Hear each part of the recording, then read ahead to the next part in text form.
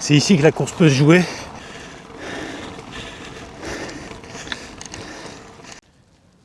C'est la grande nouveauté du Samin 2026, le secteur pavé du Pré-Bellem à Morin. Une section de 1400 mètres, principalement en montée. Cette côte, qui n'a rien à envier aux plus belles ascensions du Tour des Flandres, sera empruntée à 2 reprises à l'occasion de la course d'ouverture de la saison wallonne le 3 mars prochain. Je vous propose de prendre ma roue et de venir la découvrir. Je débute l'itinéraire un petit peu avant le début du secteur pavé, à la taverne du Mont-Vallon, au Caillou Kibic. Alors là, il y a déjà une première toute petite portion de pavé d'à peine 50 mètres. Et là ensuite, ça commence à monter.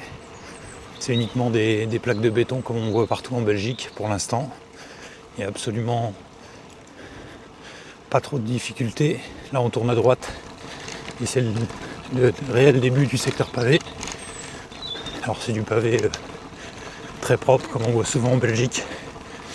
Il y a juste une petite partie là ici qui est un petit peu plus compliquée avec des gros pavés comme dans le nord de la France, un peu disjoints, mais ça dure à peine une vingtaine de mètres et là on reprend tout de suite les pavés. Ça secoue, c'est clair, mais on sent quand même qu'on est en sécurité, hormis quelques petits nids de poules à droite à gauche, mais si on choisit bien sa trajectoire, il n'y a aucun problème.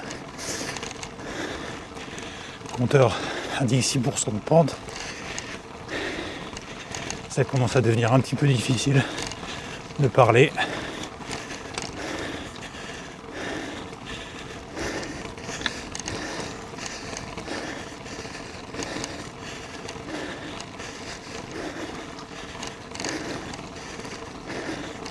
Et là ça y est, c'est plus qu'un faux plat montant.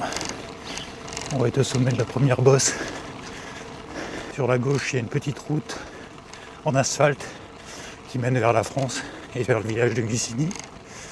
On fait une bière merveilleuse, la bière des jonquilles. Et voilà, là on va aborder la première descente. Ça descend pas très fort, 4-5%, mais ça a le mérite de relancer un petit peu l'allure. Ça secoue un petit peu. C'est normal, on prend de la vitesse donc ça secoue.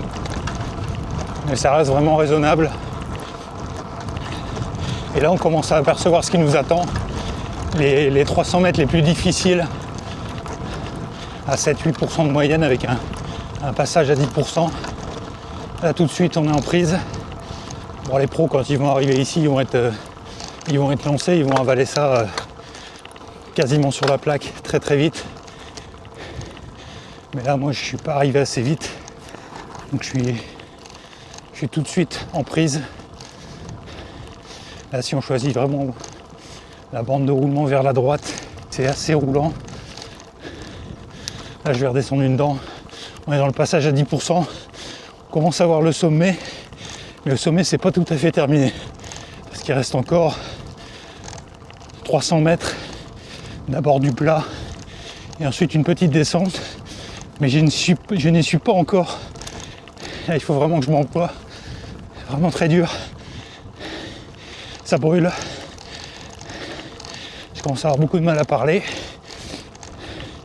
Mais ça y est là. Là je suis au sommet. Là je suis au bloc. Et ça y est, c'est bon. Là ça va descendre.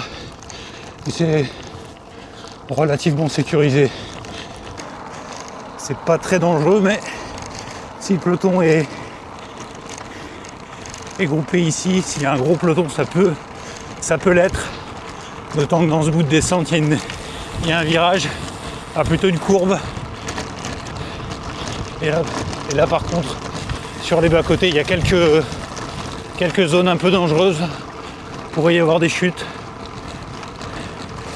Et sur le haut du pavé, dans le centre du secteur, là par contre, c'est vraiment très roulant, même si je suis un peu secoué à droite à gauche.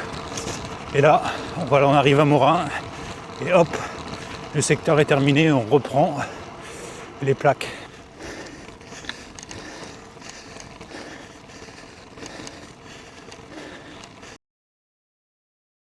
À l'occasion du Samin, le 3 mars, le secteur pavé du Pré-Bellem sera emprunté 2 fois par les coureurs professionnels, mais en début de course, ce qui fait que ce secteur devrait être un peu moins stratégique que la côte de la Roquette ou la rue de Bellevue située à quelques kilomètres d'ici.